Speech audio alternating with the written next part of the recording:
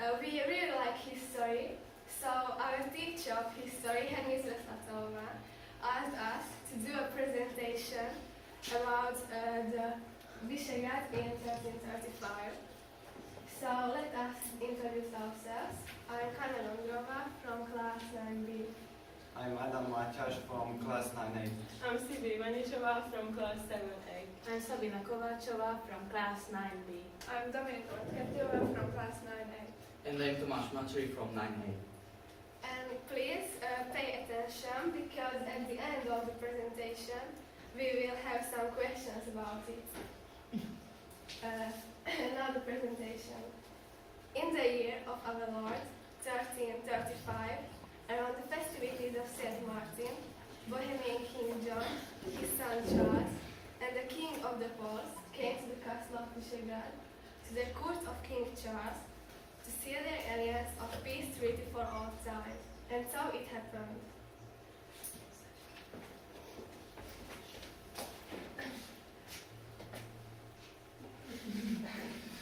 Adam, what do you know about Visegrad in 1335? So in Visegrad, 1335 was the main seat of Charles Robert. It was the place where his court stayed, and it was the actual capital city of the kingdom.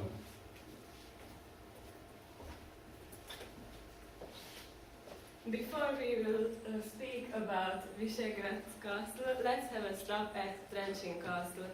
And why there? Because the principal negotiations were undertaken in August under the patronage of Charles Robert in Trenčín, in the territory of the present Slovakia.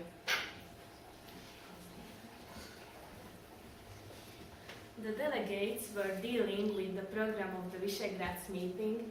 They arranged the conditions of the signing of the treatment and prepared the proposal of the treatment text. And now, let's go to Visegrad. Let me tell you more about it. This meeting of three kings was in 1335. It was a diplomatic meeting about perishal the Poland and Czech contradictions, about political and economic cooperation between these lands, about mutual military support, building of the new trade roads to circumvent Vienna's duties, about business centers Budín, Brno and Košice, and about financial reforms. Dominika, can you add something? Yes, I can. This meeting was an evidence of decisive development of our nation in the late medieval Europe. This finished with a treaty in 1335. And here comes King Charles with his speech at the Visegrad's meeting.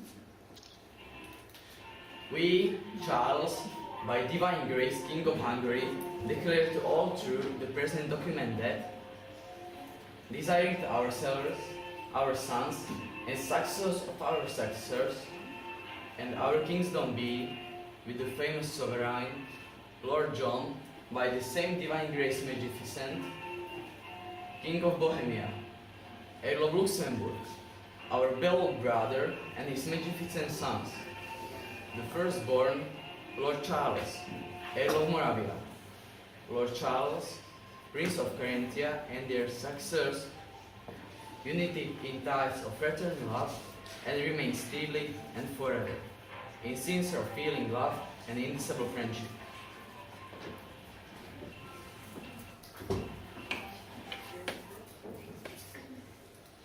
Dominika, do you know the involved kings? Yes, I know. At this meeting were involved Charles Robert from Anjou, Hungarian king, John Luxembourg, Czech king, Casimir III the Great Polish king, and the others, Wittenberg, Henrik, Bavarian Belgrade, and Rudolf Sassafins. And now I will tell you some information about Charles Robert.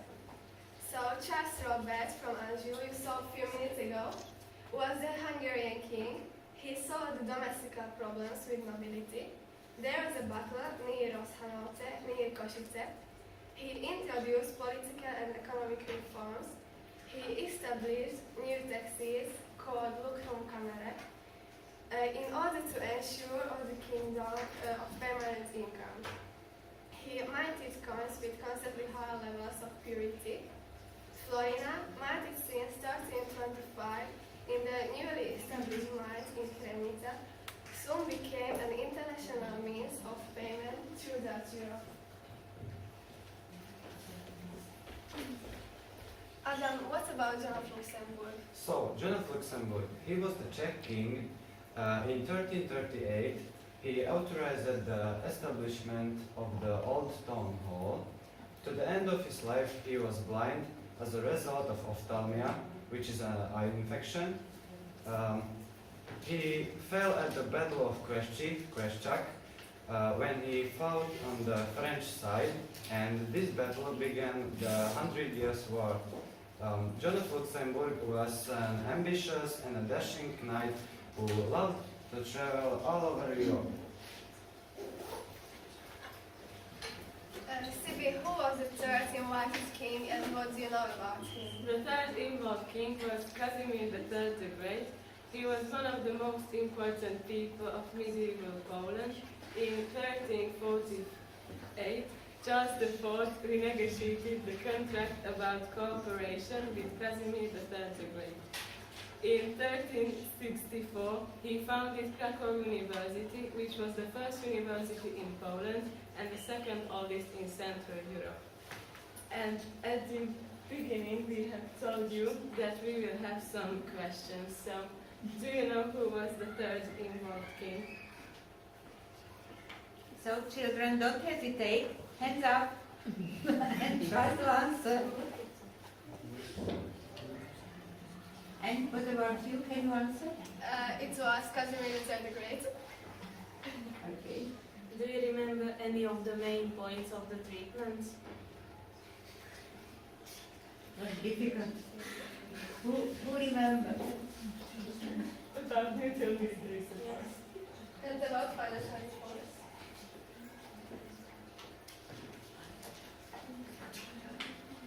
As a result of what was John of Luxembourg blind?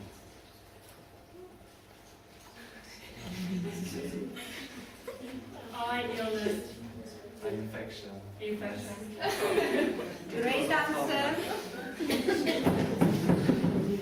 Do you know who I am? Yes.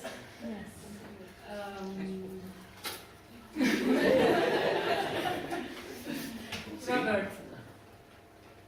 Yes, he Charles Robert. From Do you know who were involved?